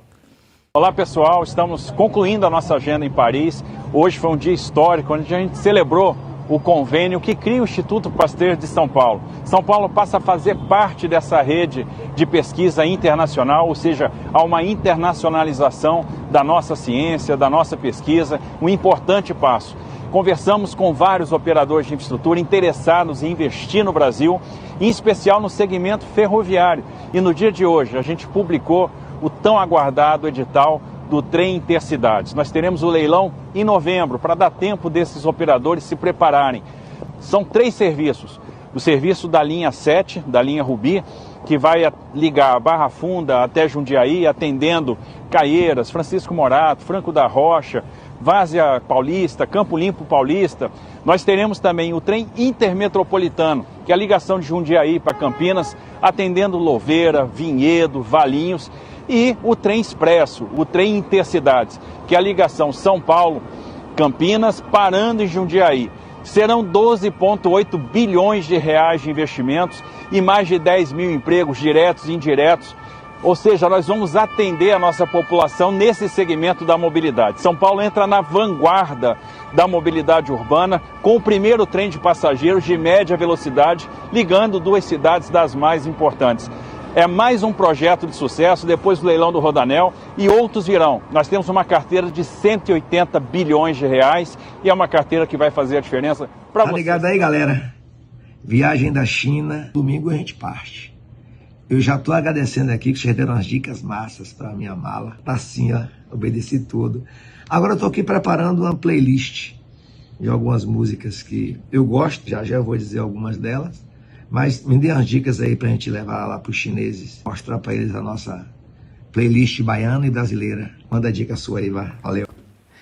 Então, pessoal, eu quero dicas massas aí. A gente tinha combinado de apresentar uma playlist para nossa audiência. Teve uma questão aí em relação a direitos autorais, que a gente não pode utilizar aí as músicas aqui no nosso serviço de streaming, mas a gente pode cantar um trechinho, pode citar. Citar o nome já dá, né? Vai, a Ana tem uma seleção. Vai lá, Ana. Quero dicas da galera. Bom, vamos lá, galera. Vamos lá, galera. Olha, é inacreditável o nível de alguns políticos no Brasil. É inacreditável. O brasileiro realmente precisa ser estudado. Eu acho que, diante de um despertar político tão importante nos últimos 4 anos, a gente tem que começar a limpar a política e tirar essas figuras aí que eu vou usar aqui. A expressão do mestre Augusto Nunes, devidamente anotada hoje, a simplificação do imbecil. Então vai aqui a minha dica ao governador para a sua playlist, governador. A primeira é Jorge Benjor, Se Segura Malandro. Um pedacinho legal da música é assim: se segura malandro, pois malandro que é malandro não se devora. Se segura malandro, pois um dia há de chegar a sua hora. E a segunda, governador, é Bezerra da Silva, né? Malandro não vacila. Eu conheço uma pá de otário metido a malandro que anda gingando, crente que tá abafando e só aprendeu a falar como é, como é que tá. É isso. Augusto Nunes. Eu tinha sugerido aquela, eu te confesso que eu não achei outra melhor. Porque o título é autoexplicativo, né? Vai trabalhar, vagabundo. Eu acho que naquele avião do PT para a China, já que a Ana citou Bezerra da Silva, se gritar, pega ladrão, fica meu irmão. Tá aí para playlist, governador. Eu vou de Cazuza. Tempo não para. Eu vejo o futuro repetir o passado, eu vejo um museu de grandes novidades. É isso aí. Bom, a gente tem mais um recadinho para você e volta já já.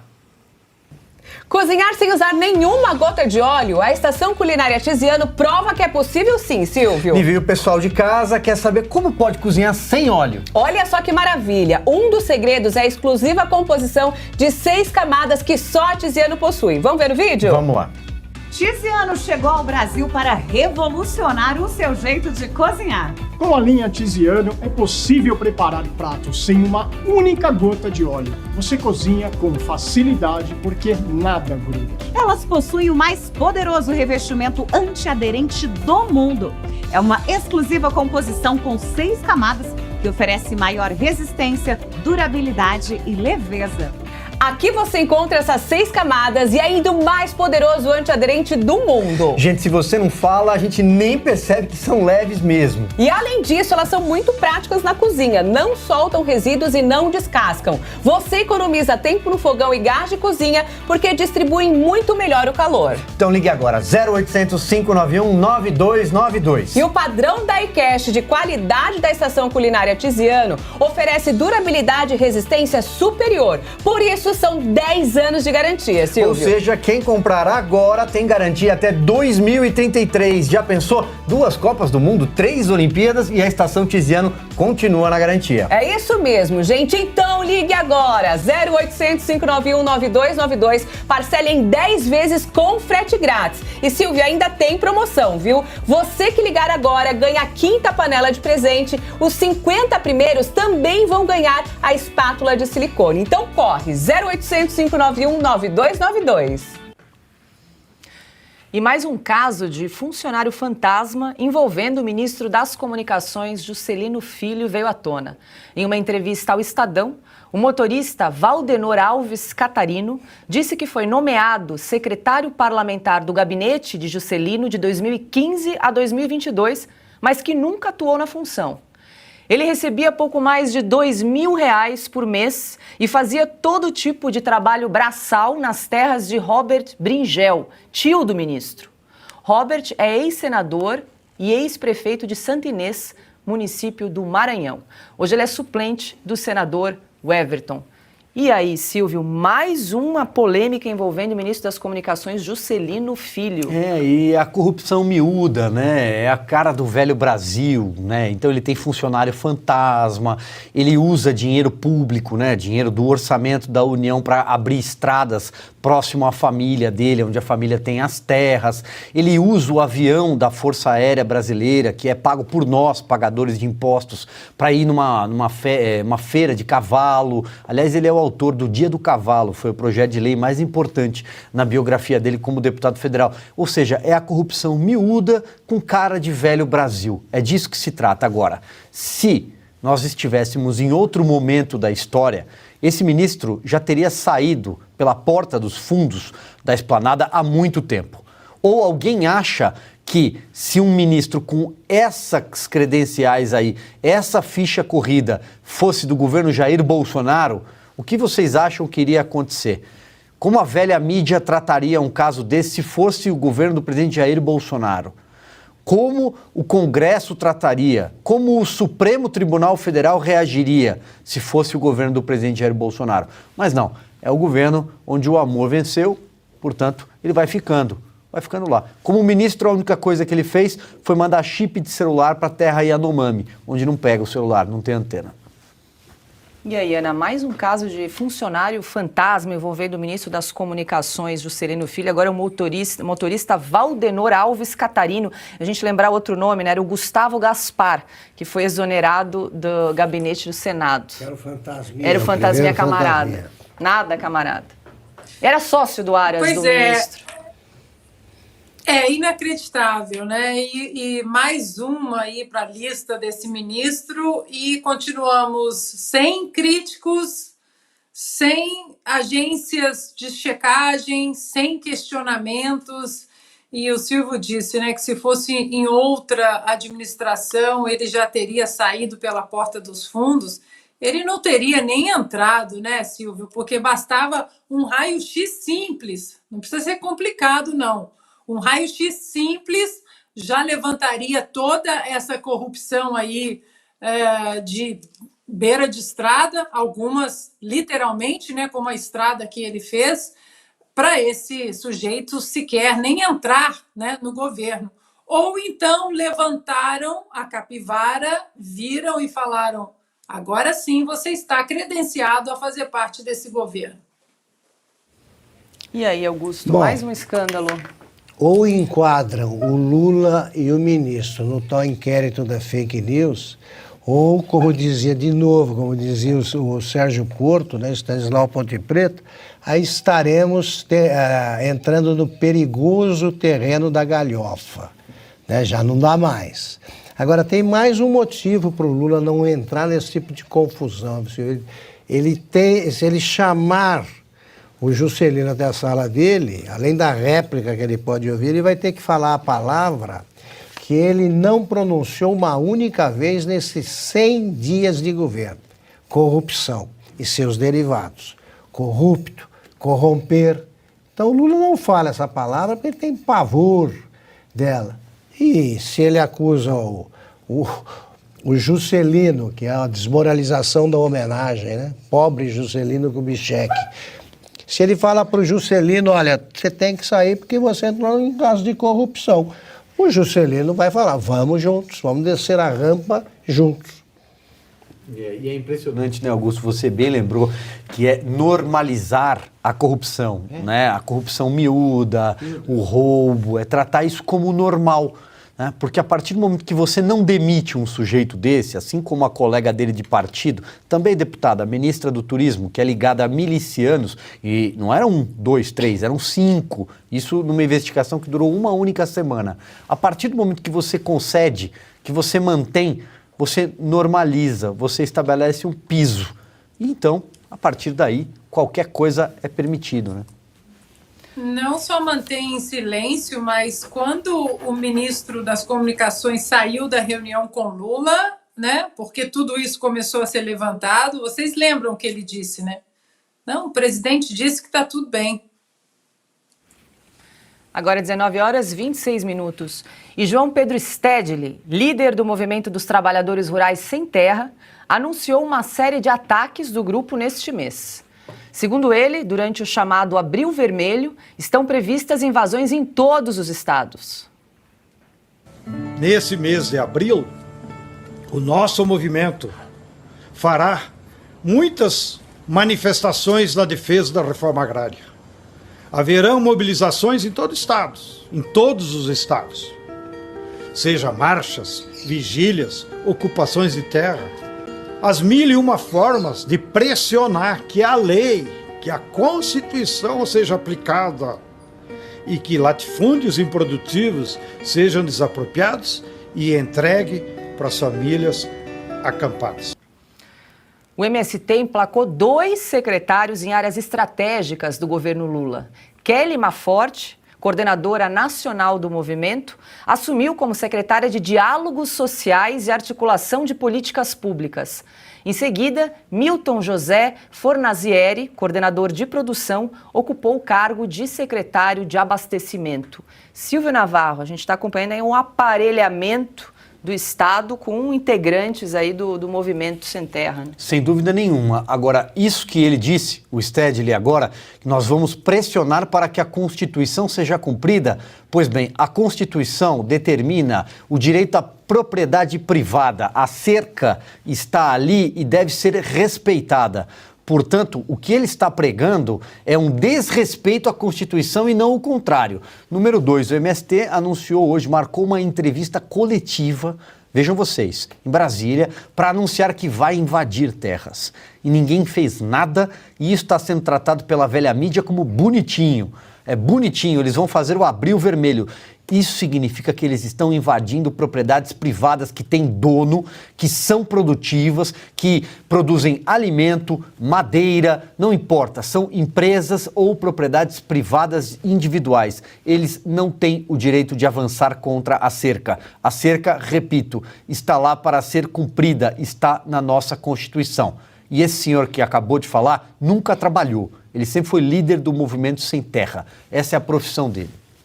Bom, já que a gente está falando aqui de sem terra, invasões, 100 dias aí de governo, vou pedir para a produção exibir novamente. Nós mostramos essa imagem na sexta-feira, mas vale a gente resgatar sobre o número de invasões de terras. Está aí, ó.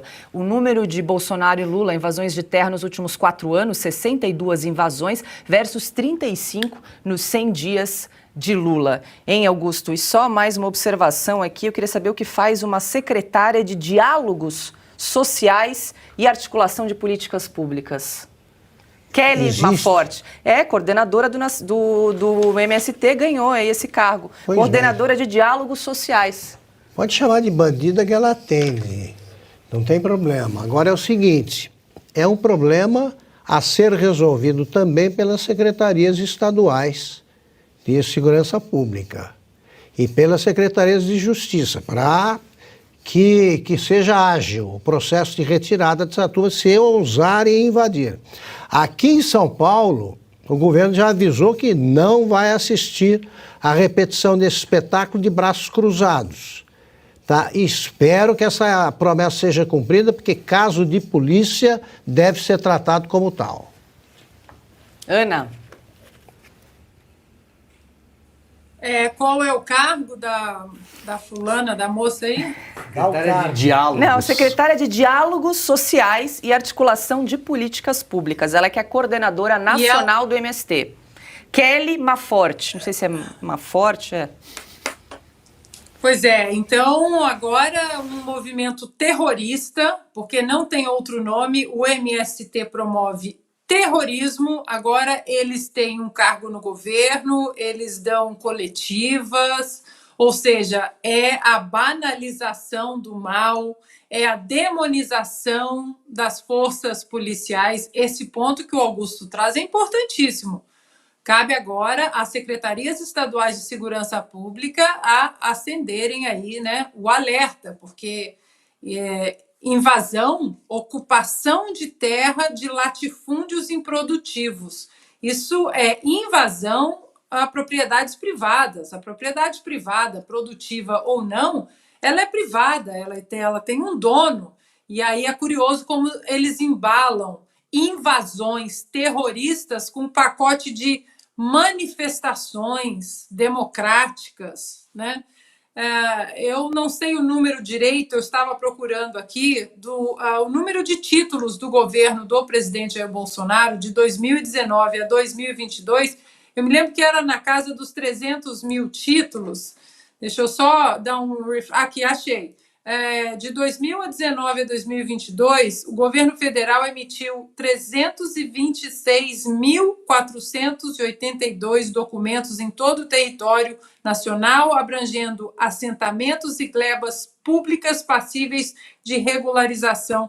Ou seja, isso também é escondido nesse debate, né? Um governo que promoveu aí, sob o programa Titula Brasil, essa entrega de mais de 320 mil títulos para essas pessoas, e agora movimentos terroristas como o MST, eles querem promover o que eles promovem: terrorismo e com direito a cargo no desgoverno e coletiva de imprensa. É inacreditável como aquela charge do tabuleiro voltando as casas para trás, ela é perfeita para a nossa situação, infelizmente, no Brasil hoje.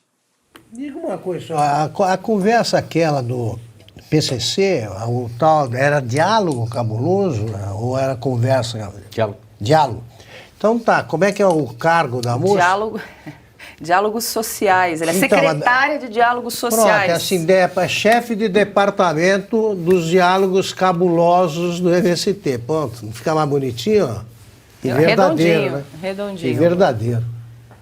Olha, só mais uma informação, nós registramos aqui semana passada que o PT iria organizar um ato hoje para comparar os 100 dias de Tarcísio de Freitas e de Lula.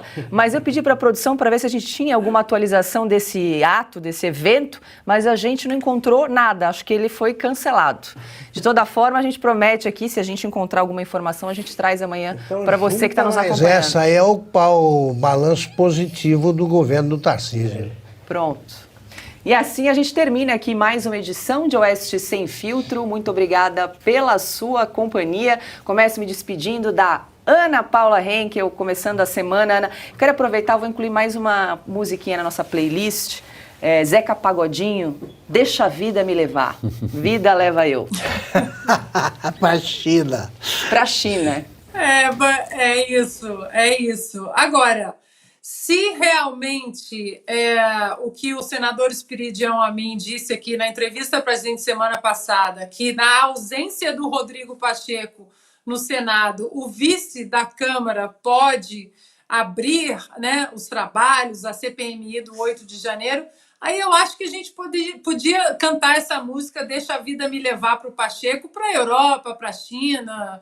Não precisa nem voltar, deixa o vice da Câmara tocar toda a CPIs e andar com a agenda que a gente está precisando.